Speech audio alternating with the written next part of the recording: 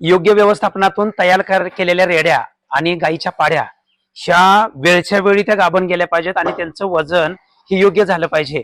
मग आता मुर्रा म्हशीची रेडी जर माझ्यावरती यायचं असेल तर किती किलोची व्हायला पाहिजे, तर 300 किलोची व्हायला पाहिजे. आणि एचएफ जातीच्या गायीमध्ये जर अशा पद्धतीचं काम करायचं असेल तर ते सुद्धा 300 किलोची व्हायला पाहिजे, तरच त्या ठिकाणी आपल्याला चांगले रिझल्ट मिळतात.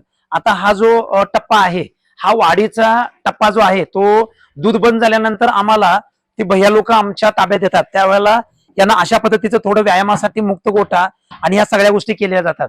आता यांना काय खुराक आहे, तर पोट भरून त्या ठिकाणी आता बघितलं तर हा हिरवा चारा आणि सुका चारा हे दोन्ही मिक्स आहे याच्यामध्ये. त्याचबरोबर जो वाढीचा तिसरा टप्पा आहे ज्याला आपण हिपग्रो म्हणतो, हे सुद्धा आम्ही या ठिकाणी ती पावडर या ठिकाणी देतो. आता जवळजवळ याच्यामधल्या 5 ते 6 मुर्रा म्हशीच्या रेड्या ह्या गाभण लागलेल्या आहेत. ह्या योग्य व्यवस्थापनातून आणि योग्य वेळेत, सगळ्यात महत्वाचं 20-21 महिन्यामध्ये या जनावरांचा माज या ठिकाणी दिसून आला.